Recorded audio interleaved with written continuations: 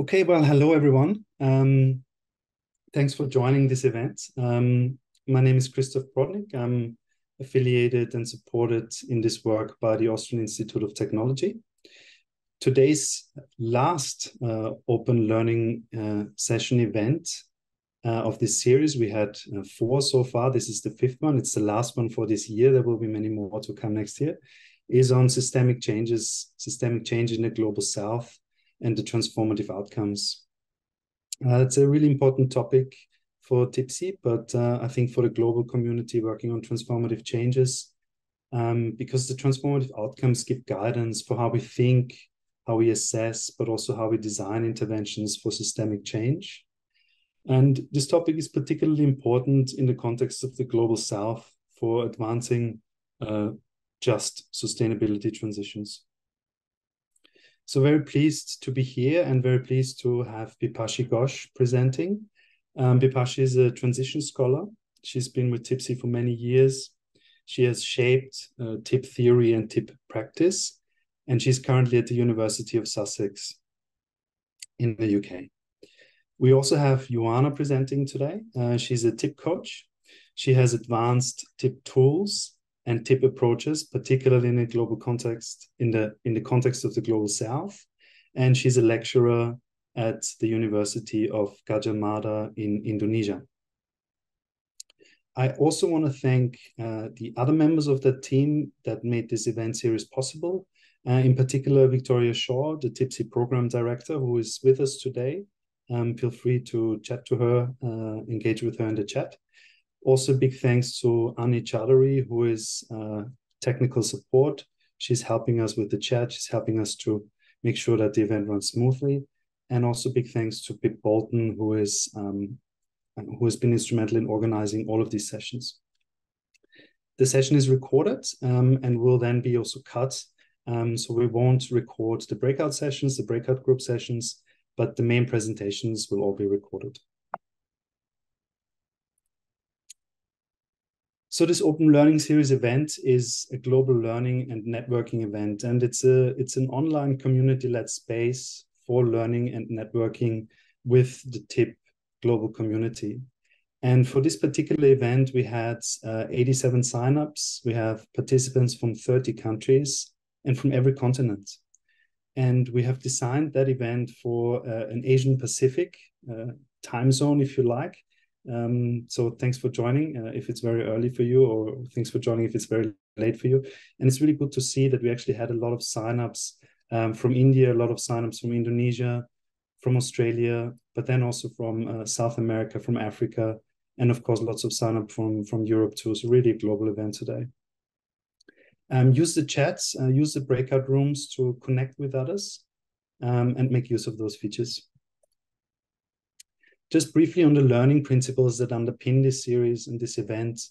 In TIPSI, learning is viewed as a collaborative process. So it's dependent on the commitment of us as presenters, as facilitators, but also on the commitment of you as the audience to engage and to share your experiences and observations.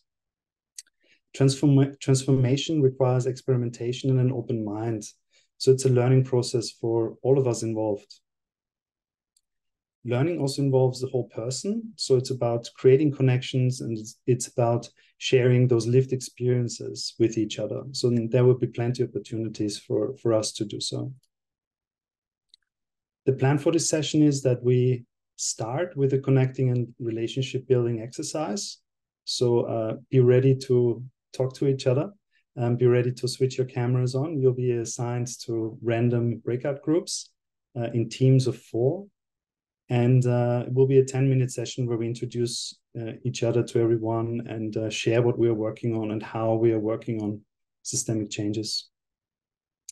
We also have a group reflection exercise where we reflect as a group on the actions and strategies for systemic changes. We then have a presentation by Bipashi Ghosh on the transformative outcomes. She will talk about the conceptual foundations, but also the latest developments. We have then a Miro interactive learning session. Miro is an online whiteboard tool We will go into groups, and we have 15 minutes to familiarize ourselves with the transformative outcomes, but also with a tool from the TIPSI Resource Lab, which we have simplified and adapted for the purposes of this session. But the whole tool is available at the TIPSI Resource Lab website. And then we have Suchi Lestari-Yuana giving us a presentation, how she has used the transformative outcomes in her work in Indonesia in terms of circular economy initiatives. And we have space for conversations and questions. So first we go into a connecting exercise for 10 minutes. So please turn your cameras on, turn your microphones on, introduce yourself to the others in your breakout room, share with them what you are working on in terms of systemic change in the global south or the global south, and how are you going about achieving that?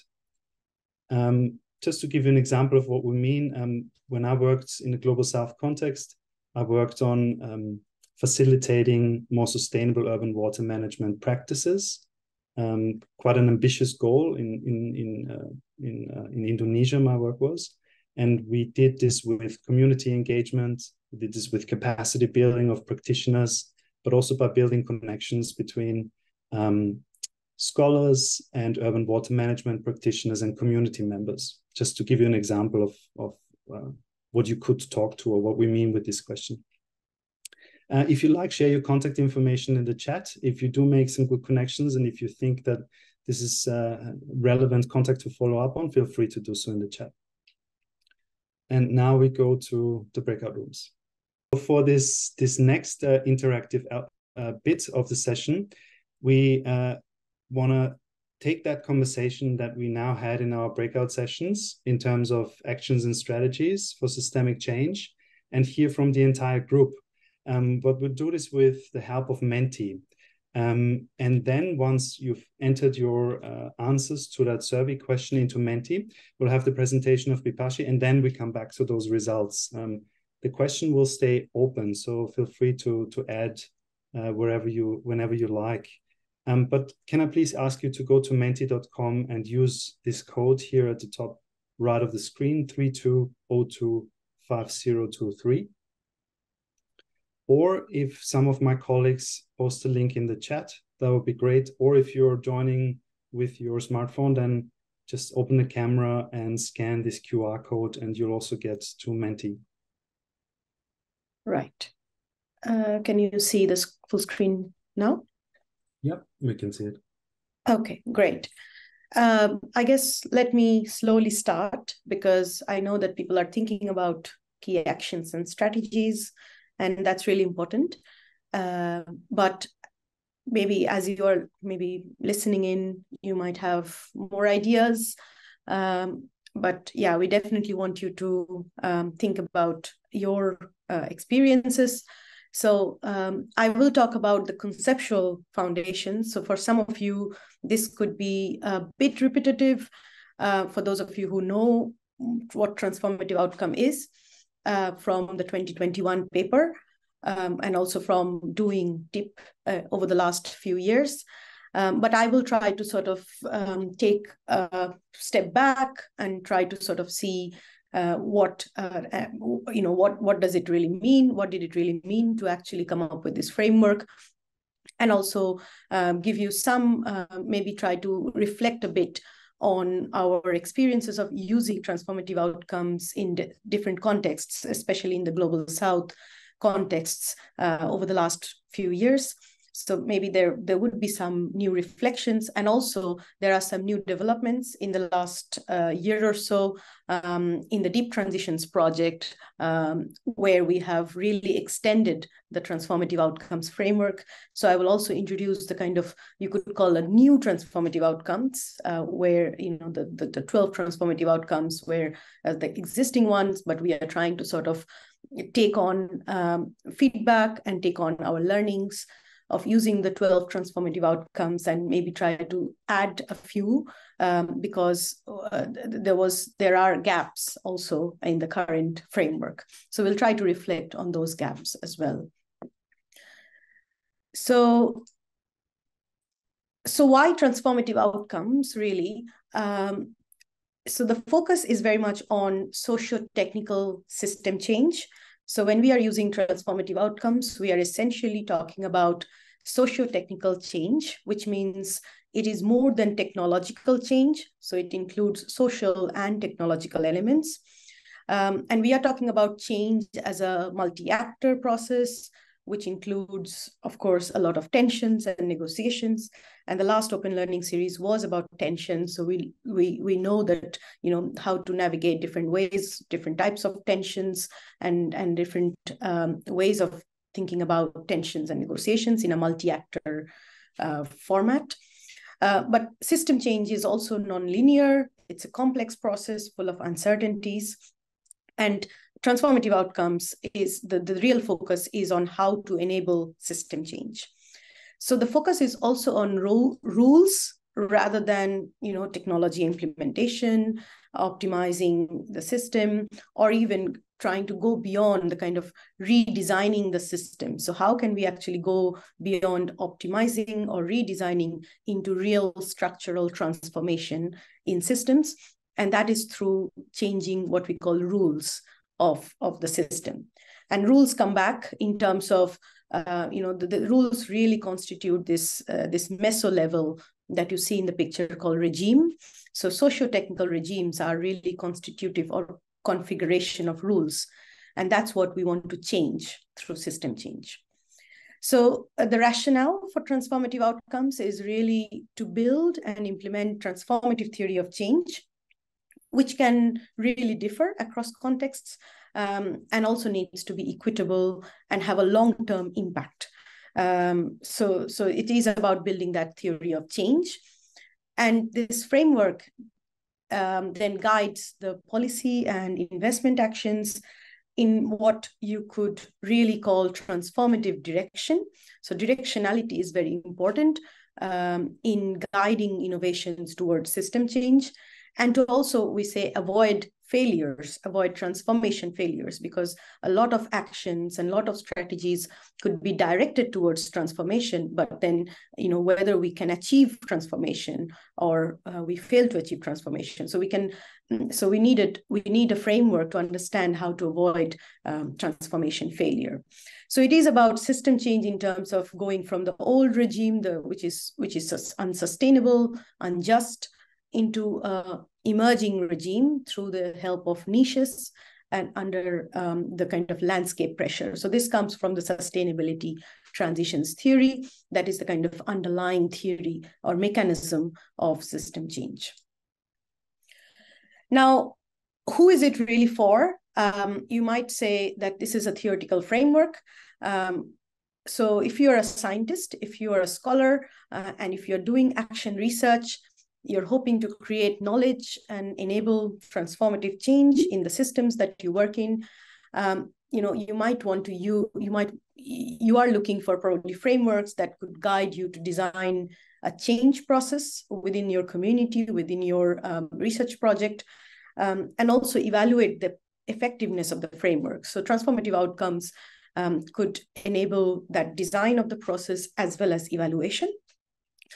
If you're a practitioner and you're responsible for implementing policies, you are probably looking for methods of implementation, and you are also looking for conditions or leverage points to work towards in order to show how effective the implementation could be or is. So this is also, transformative outcomes as a framework could also guide that as a set of condition.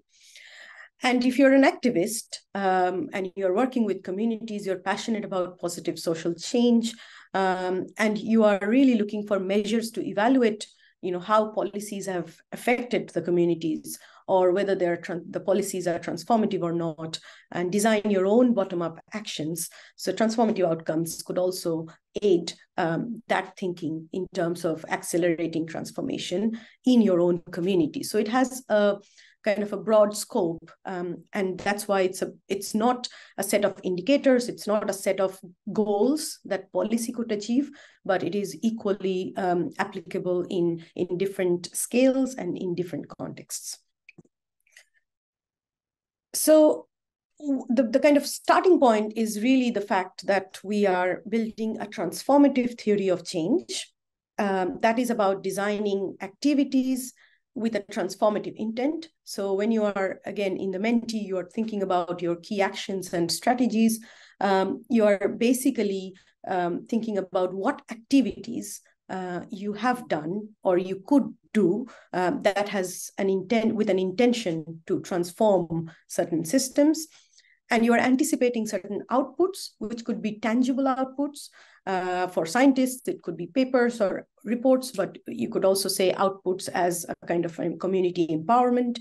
But also, you kind of showcase achieving certain outcomes.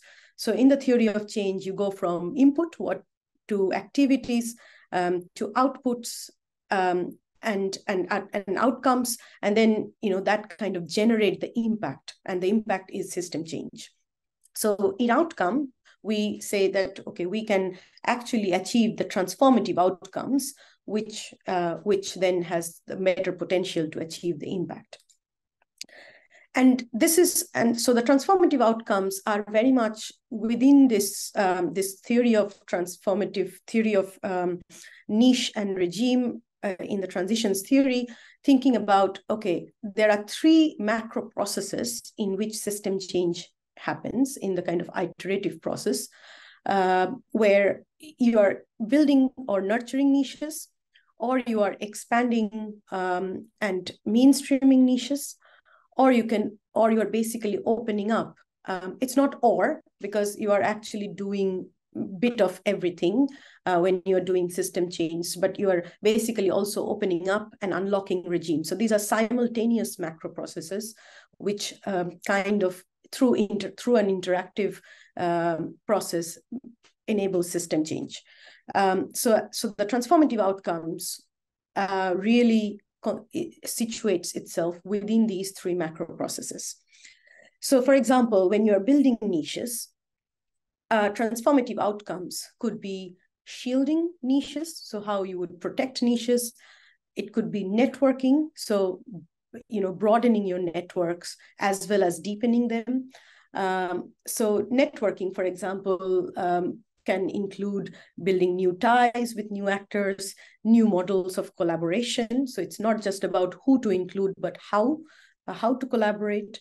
It's also about generating trust and codependencies between existing groups. So how to really, I think trust is really important.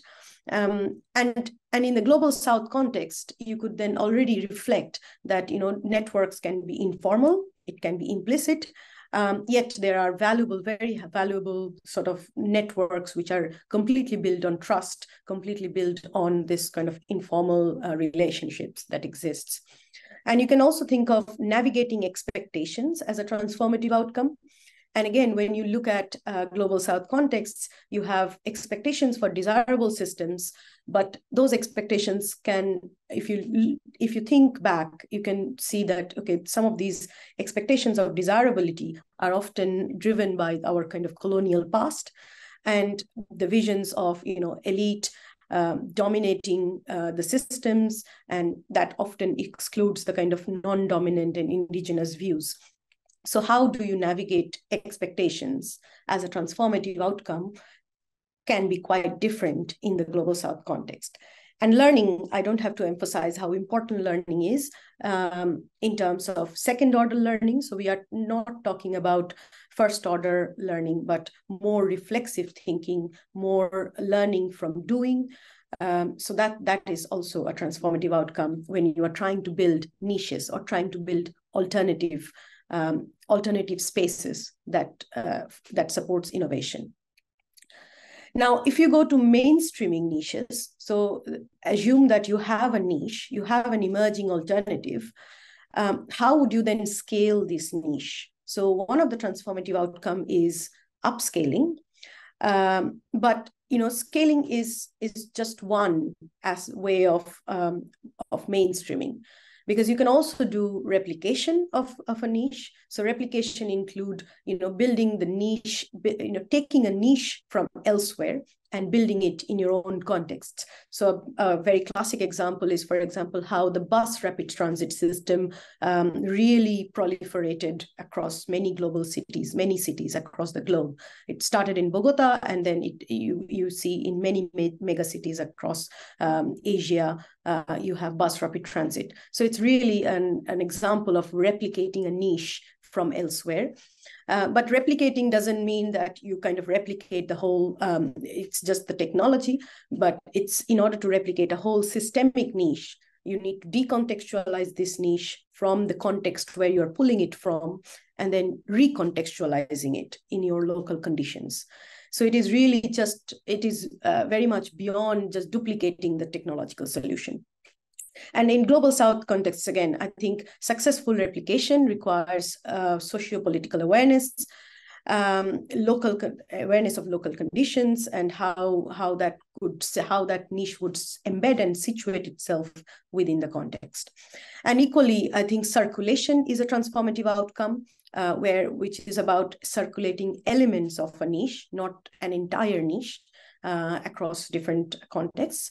But also, I think core transformative outcome is institutionalization, which is really about firming up, stabilizing, and it can take unusual forms in the global South, such as, you can have institutionalization through bottom-up community practice, embracing a niche. And then in the third macro process, which is about opening up and unlocking regime, I think one way is, of course, destabilizing a regime. So you can say unlocking a regime means you need to phase out fossil fuel. That's one way to do it. And that's one transformative outcome. But again, I think there are many other ways you can unlock and open up a regime. So destabilization is just one.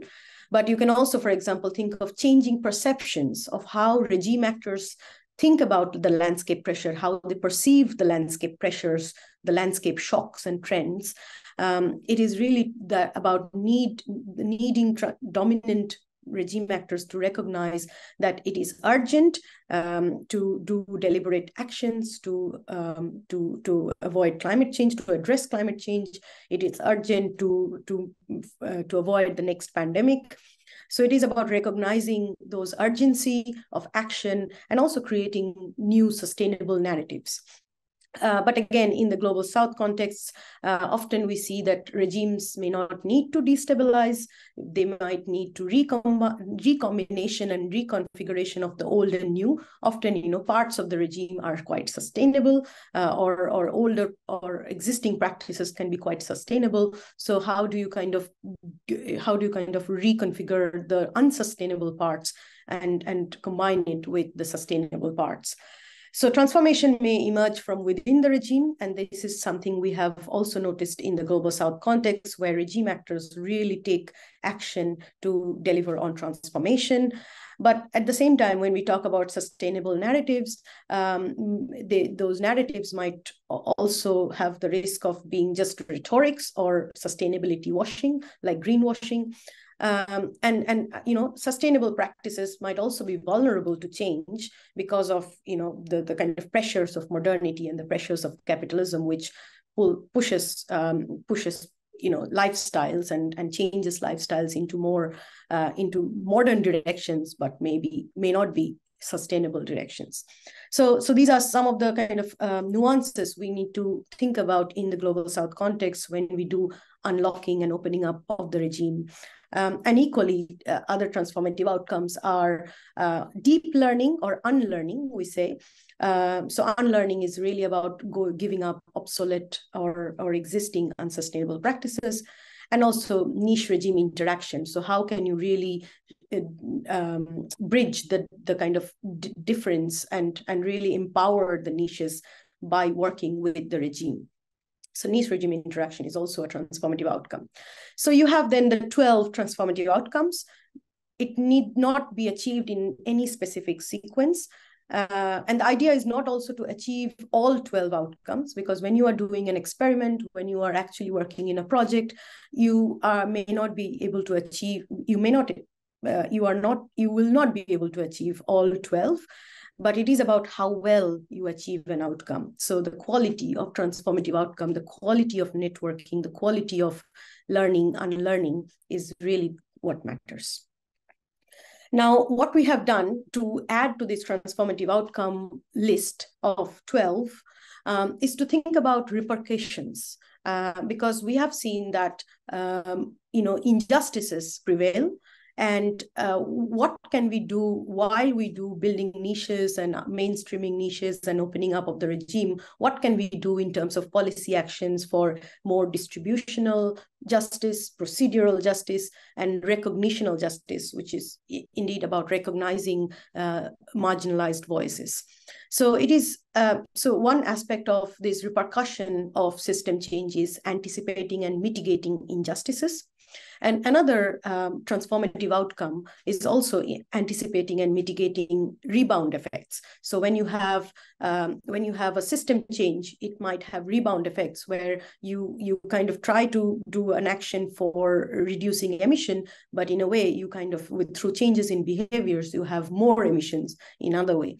So that's a classic example of a rebound effect. So policy actions directly recognizing rebound effects as a problem and devising means to counter future rebound effect is something of a transformative outcome. And finally, we are also trying to add transformative outcomes for tilting the landscape, because so far landscape has been, this kind of residual category where we can't do anything, but we can actually do something to tilt the landscape of what is the bigger trend. So it is about, it could be about setting acceptable boundaries. So if we have, for example, planetary boundaries and the 17 Sustainable Development Goals, we can actually think about policy actions as transformative actions for negotiating and setting mutually acceptable targets and boundaries. So this is again a negotiated process, but you can set boundaries that could define the landscape. And finally, you can also build resilience as a transformative outcome that could also tilt the landscape. So policy actions for building capacity to absorb shocks. So it is not just to say that there is shocks that will come and we can't do anything about it, but we can actually build capacity to absorb those shocks and to turn negative pressures into opportunities. So we have the Sweet 16 now. From 12 transformative outcomes, we can say we have the 16 transformative outcomes based on the learnings from the application, but also it combines the kind of deep transitions perspective. So this is the other project, the sister project of TIPC, looking into multi-system change and intervention points. So we have also tried to change the existing ones, couple of existing transformative outcomes, like we have tried to say, instead of circulating, maybe anchoring is a transformative outcome, or maybe delegitimizing visions is a transformative outcome in the regime level, which mirrors the kind of navigating expectations. And obviously repercussions and tilting the landscape are also areas of intervention. So this is my last slide. So I think the invitation, going back to whoever, who you are and why would you use transformative outcomes. So I think it is about really having this guide for your experimental policy engagement. So TOs really allow doing experimenting with policy making, where the focus is on niche innovation, system change, and second order learning. And for practitioners, I think it's also a guide, provides a framework for doing formative evaluation. So an evaluation which really goes beyond accountability, goes beyond summative way of accounting, but also thinking about what did we learn, or how throughout the process, how to monitor and how to really understand the learning process during the implementation of that experiment, and not just do evaluation at the end. So this is a guide for doing continuous evaluation. And we have used transformative outcomes in contexts beyond policy. So in the Deep Transitions Lab, we, for example, are working with investors, private investors, who are using transformative outcomes to assess their investment portfolios and building new narratives of long-term transformative investment.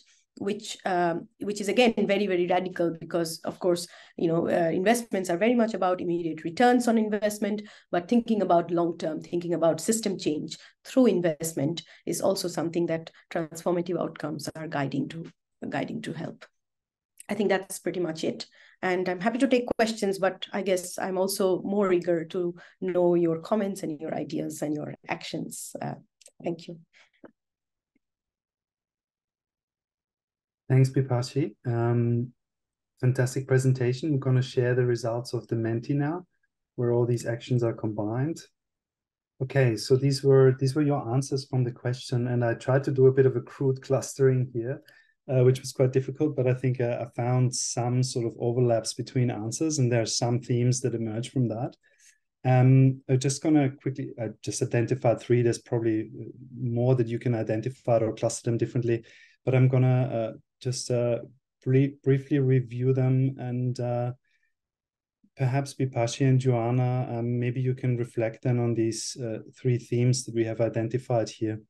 But one thing that seems to come out is about connecting different actors with each other and mobilizing the collective resources that the different actors bring to the table. So someone just wrote down stakeholder engagement, which probably relates to that. But then someone else also wrote to work across sectors and to engage with practitioners, academics from different sectors. Someone else wrote it's about building a community of practice. But then also this whole of government approach. So combining actors, combining their resources, and creating a shared pull towards a goal. A second theme is about new transdisciplinary knowledge and also the co-production of it. So we could see that people are using strategies of co-creation processes, again, with different actors included. And living labs and social experiments came up. Someone else mentioned that context-specific knowledge is key, so that the solutions and the knowledge are grounded in the local context. And then a third theme that came up is around application of system-based methods, I called it. So system mapping came up a few times, but then also the multi-level perspective and the use of the transformative outcomes. Bipashi, have you, or in your work or from your sort of perspective of systemic change, this aspect of connecting different actors and mobilizing these resources that they bring, have you experienced that in your work? Yeah, absolutely. I think this is really, really fundamental to what we say system change, because, for example, in my study of, say, the public transportation in Kolkata, I have seen how important it is to actually have this sort of connection between different sets of actors. So how really not just the government, but also how governments really collaborate with community actors and also users, and really mobilize collective resources, in the sense that it's also, resources could be anything from knowledge to kind of capacity. So it's about a whole range of resources that really governments also depend on. So, I mean, it's really important that we don't underestimate the collective capacity and resources that diverse actors bring in on the table, and really finding that complementarity and connection is something that could be quite transformative already. But yeah, I have seen that happening, and I have seen also the gaps that is created by not connecting. So there is also the fact that when you don't connect, when you don't try to talk to different actors and don't mobilize the kind of resources that other actors might have, you kind of end up in your own silo, and that is not transformative. So I've also seen not so transformative projects. So that's also something to learn from. Yeah, indeed. And I guess through these connections, you're also starting to create this transdisciplinary knowledge, if those connections are framed around knowledge creation together and the co-production of it. And I was wondering, Joanna, I think your presentation also relates to that aspect, or that second theme here as well, of creating new disciplinary knowledge through co-creation processes. Do you want to say something to that theme? Yeah, thank you, Christoph. I think for further detail later on, I will explain through my presentations. But what I can say, I think I agree with Bipashi presentations on how to put more global South context in bringing out this systemic change. And in terms of knowledge productions, I think when we discuss on global South context, it makes us more aware of there is a structure and hierarchy on knowledge productions. So the idea is if we want a systemic change in the global South, then we also need to question where this knowledge came from and how does it fit with the local context. And if it's not really fit with the local context, how can we somehow adapt this knowledge, or then the idea is how can we co-produce what we have learned from the global North, for example, and how can we transform it into more contextualized knowledge in the global South. Fantastic. Thank you, Joanna. And this application of system-based methods, that's certainly something that I have worked with in the Motion project as part of TIPSY as well, where we have used the transformative outcomes and use them in a formative evaluation exercise with entrepreneurs who were doing a range of things, but then the transformative outcomes as a system-based method opened them up to think about other things which they not necessarily have targeted in the beginning. So it sort of broadened their perspective. And I think that's a really powerful aspect of system-based methods in general. So we're going to look at this transformative outcomes now in more detail, and actually going to work with system-based methods ourselves. But before we do that, because we're going to transition to the Miro board now. Before we're going to go to Miro, I just want to briefly show you how Miro actually works. Okay, we're going to share that link with you in a second. Just bear with me on the screen share for now.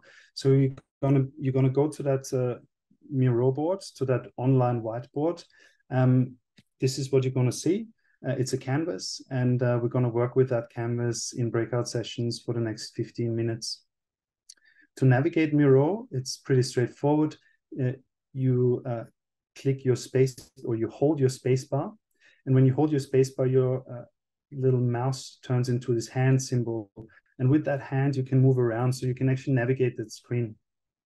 If you do have a mouse, you can use the mouse wheel to zoom in and out. So this gives you an overview of the screen and then focus on a particular element of the Miro board. You can also use in the bottom left, you can also use the minus and the plus signs to move in and out if you don't have a mouse wheel. Once you arrive at a spot where we work, there are post-it notes for you already. So you can just click a post-it note and type your thought into the post-it note, and probably increase the size a little bit so we can actually read it. Okay, so that's Miro. I hope it's going to work for you. If you have troubles with Miro, just let us know. There will be 3 groups, and I will facilitate a group, Joanna and Bipashi as well. So I'll see you in the breakout session. Okay, I hope you guys had a good interactive learning session. We had some really interesting discussions. I don't know if you need a bit more time, Joanna and Bipashi, to prepare your reflections, to hear from your group. So I thought I might just start, gives you a bit more time. But what we talked about, or where we started, was actually sort of between the transformative outcome of networking, interpreted as in bringing people together, different groups of people together, connected with the transformative outcome of learning. So bringing people together to learn something new. And we talked first about challenges. So it's a challenge to speak different language, to speak to someone else who has a different language, not just in the sense of different languages from different countries, but also different languages from different trainings and backgrounds. So it's about that aspect of translation, putting yourself into the shoes of others. That was a challenge that was identified. But then we started talking about what we can actually do to address that challenge of different people, diverse perspectives, and learning. So someone was mentioning that it's really important to break down what you're wanting to achieve or what you're passionate about with your work to that local context, because community members or politicians or practitioners will care about that most, and this can release energy. So even if it's difficult to bring people together, and it's difficult in terms of languages that we speak and so on, breaking it down to that local context is a strategy for making steps forward. The other thing we talked about, which was really interesting, sort of another strategy that deals with that difficulty, is creating an emotive connection. So Manuel was saying that people tend to sort of be in their bubble. They think about, their daily routines, the tasks that they have to do, and it's not easy, but it's very powerful if you can sort of unlock emotive thinking during workshops. And he was saying he uses sometimes some mindfulness techniques in the beginning of a workshop, where mindfulness is a type of meditation practice where people just meditate or be mindful for 3 minutes. Or he uses bodily exercises. So just get people out of their previous context, of their sort of traditional routines, and set a new context. Let them break out of the bubble. And that helps people to see the bigger picture. There's apparently, I learned a Portuguese saying that you need to remove people from the island to let them see the whole island. Joanna Vipashi, how was your discussion?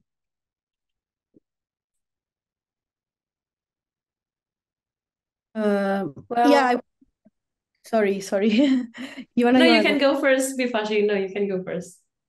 Okay, I can be very, very 30 seconds short. So it wasn't like, it wasn't as constructive as you were saying, Christoph. So it was very much about justice, I would say. So how to really nurture niche innovations which goes into just directions. So instead of just thinking about upscaling niches which are environmentally sustainable but end up being unjust for society. I think that's what we have mainly discussed. We have thought about strategies and some ways to support niches which could then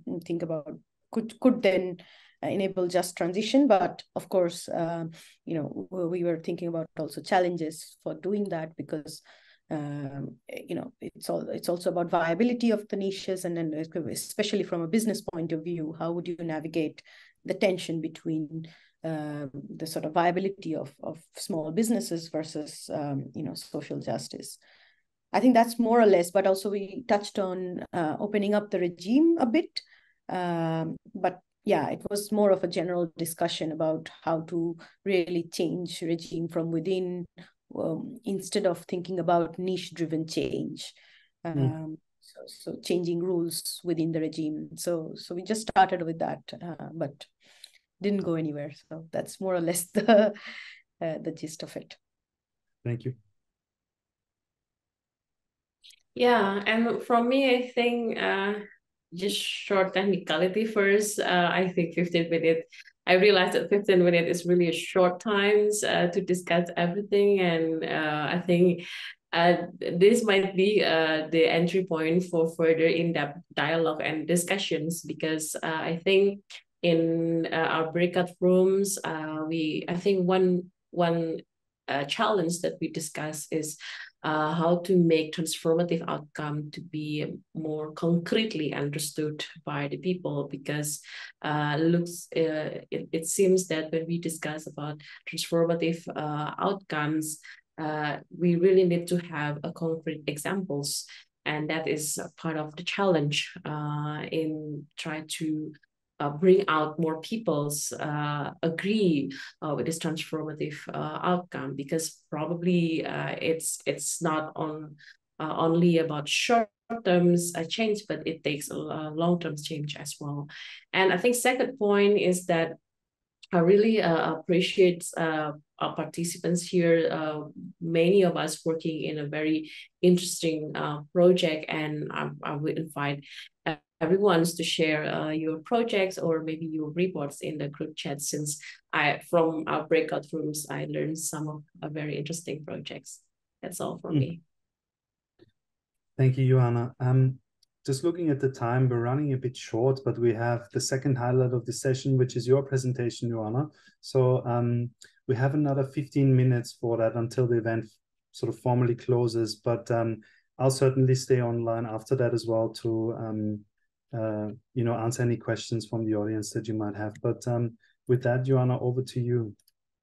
So I guess this presentation is actually a follow-up from what Vivashi has discussed on transformative outcome. And in this opportunity, I would like to share our current project on mundane circular economy policy. So I've been working with this circular economy topics since 2 years ago. And right now our focus is to how can we mainstream circular economy in Indonesia. And our take is we are trying to involve or invite more agency from schools because we believe that we want to discuss intergenerational change. We need to include school as educational institutions, not only university but also schools from elementary schools as junior and seniors. So these are our teams. I'm representing our teams today.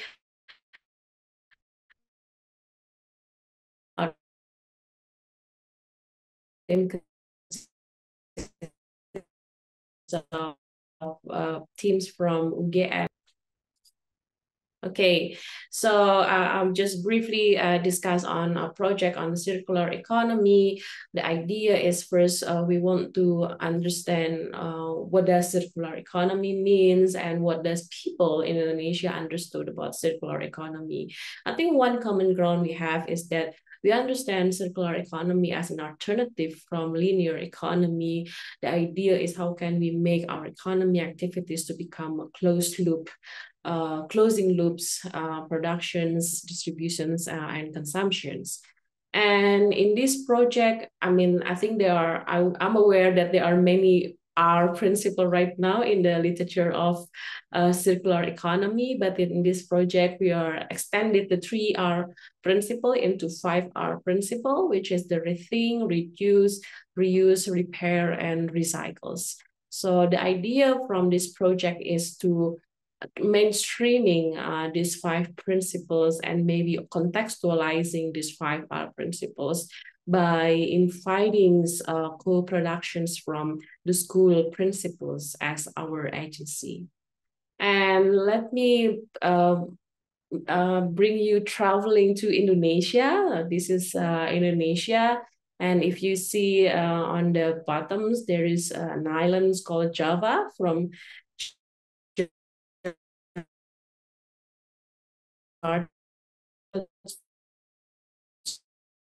to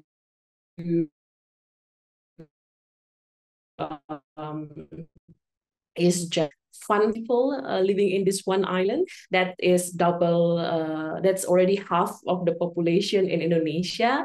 And I think, if I'm not mistaken, it's more than doubles populations compared to the UK, for example. So that's a bit of fun fact from Indonesia.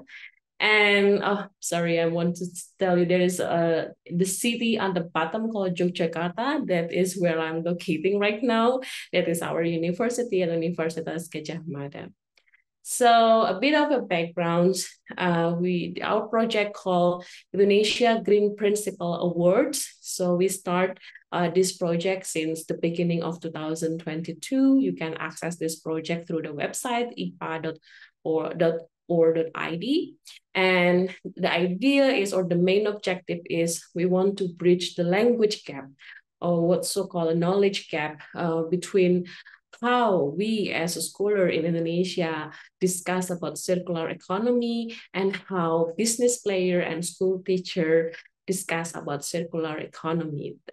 That's the idea is we realize that the way we discuss circular economy is a very elitist and a very academics, which is quite hard to understand in a more practical level, in a more practical level. So that's why we have this project called Indonesia Green Principle Award, or IGPA. And then what are the activities, or what are the concrete activity is that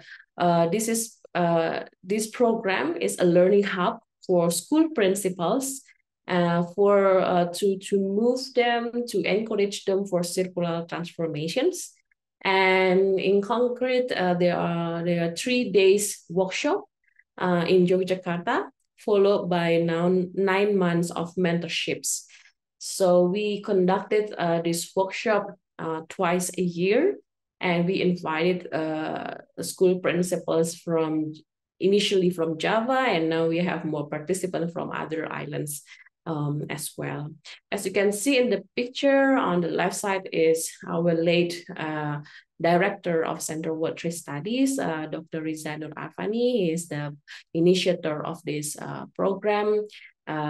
He just passed away last week, but we hope to continue his legacy in this IGPA program. So there's a bit of documentation of the 3-day workshop. So what we are doing is we're conducting mobile class. So first we have sort of focus group discussion in our campus, and then we bring all of the school principals to the community in Yogyakarta who already practice circular economy. Like, for example, there is a school in Yogyakarta who already use rainwater for their daily consumptions. And then we also bring them to waste management project in our campus, and also around campus. And then other circular economy practices, which they create souvenir, or they create products from plastic waste. So in general, this is more like a mobile field trip class that we found school teachers and school principals are very engaging and interesting. And the format is that we're not giving them a lecture, but instead it's part of a discussion. We also invite them to explain what have they conduct, what sort of circular practices that they have conduct in their schools. Quite interesting fact, actually, when we introduce the word circular economy, none of this school principal aware what does it mean, what is the definition of circular economy. But when we give them the example of circular economy, like waste separation, like recycling waste, how to use plastic waste for school instrument, for example, they usually come up with responded, I've been practicing it in our schools. So that's how we find that usually the school principal would say, I've been practicing this for a long time in our school. We just don't realize this is part of circular practices. So that's how we believe that this workshop is connecting what we have gained or what we have learned in the university and what they have been practicing in schools. So in terms of impact right now, for 2 years, we have been working with 68 circular schools across Indonesia, and hopefully we will continue to increase in the futures. And yeah, we are now trying to build more community-based networking with this 68 circular school. We hope that after the mentorship, after the workshop, they still can be part of our community in the university. And then for the report of this project, I have published a paper in Indonesian. It's called Mundane Circular Economy Policy, and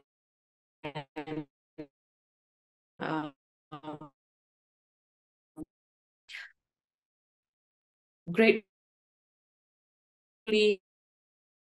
this paper has been, after this paper was published, there are more schools getting aware of the circular school and interested to join our IPA workshops. So a bit of a context, what do we mean by mundane circular economy policy?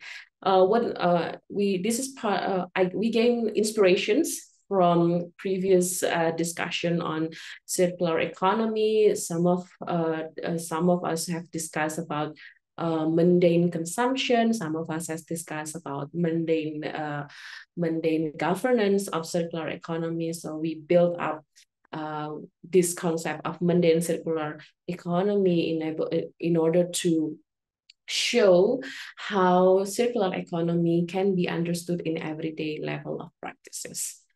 And then this is where the tipsy tools or evaluation tools come in. I'm happy that Vivashi has introduced the 12 transformative outcome at the beginning, so I don't have to explain that here. But what I want to say is that after running the IPA program for 2 years, we want to have sort of evaluation tools, and we use these 12 transformative outcomes, and we also intended to use the Miro app as well. But we did a little bit of adaptations to the transformative outcome, and we created into workshops in May. So instead of using the Miro app, we're using the real sticky note and real board in the rooms. And I think this part of exercise has helped us to make the school principal getting more engaged. And the idea is, the question is, we want to ask school principal, how can you evaluate the circular transformation that you have conducted so far in the schools? And we invite them to not only discuss what has been changed, but also try to adapt the meaning of these 12 transformative outcomes, which I will show you on the results of this workshop. So from this evaluation workshop, we have produced 3 different maps, and I'm happy to share that this map is bilingual. It's provided in Indonesian and as well as in English. The first one is mundane circular school decision mapping. So these are all initiative came from school. So this is not from us, but from all of the school principals. They create around 49 circular practices that you can do in everyday levels in schools. The second map is mundane decision prioritization mapping. The question is that from this 49 initiative or practices of circular transformation, which one should we start first? So we create this prioritization mapping. And the third one is the adaptation of tipsy tools. So after we conducted circular practices in our school, how do we know how far we've gone so far? How do we know how far we transformed? So I'm happy to share all the 3 maps, but I think I will share this PowerPoint if you are okay with that. But for this presentation, I will just share you the 3rd map, which is the transformative pathways for mundane circular school. So we took inspirations from 12 transformation outcome here. As you can see, we built up from niche building, niche mainstreaming, and then unlocking regimes. And then we divided into the 12 types of transformative outcome each ways. So the one in the yellow sticky note, as you can see, is the one that is co-produced with the school principals. So this is part of the result of our dialogue in trying to translating what does niche building, or like, for example, what does navigating expectation mean in everyday practice? Like, for example, here, the school principal proposed, well, navigating expectation, what we mean by that is when we see the habit of students in waste separation become one indicator in measuring students' performance. That's for the school principal very real, and that's for the transformative outcome also suitable with the idea of navigating expectations. So yeah, these are all the way we are translating the 12 transformative outcome, and we hope this will be our next follow-up project. Right now, we are trying to find maybe potential funding, because the idea is we want to have a more extended mentorship, maybe for 4 years or more. That's really depend to the idea is to stretch out this circular transformation and then use these tipsy tools as a way to evaluate the whole process of transformations. So yeah, I think that's a bit of practice or implementation of transformative outcome that we conduct in our project. And yeah, I'm happy to open up discussions with question and answer after this. So thank you, Christoph, and giving back to you. Thanks, Joanna. Thanks for that presentation, Joanna. Really good to see and how you started to adapt the transformative outcomes to your context. We are already over time, so I think we should almost close this event. I just have one more slide. I just wanted to mention that the Open Learning Series continues in 2024, and we'll have contributions from Africa, South America, Australia, and Europe already starting to line up. We're having these discussions with people, but please leave a note in the chat, or just speak up if you want to host an open learning event in 2024 yourself. We're very keen to get your perspective, hear from your work, and it's a great way to connect with others and to tap into the Tipsy network. So please feel free to reach out and let me know. We're also here to support you in developing those sessions, just to let you know as well. So I think we can close the event. Thanks everyone for coming.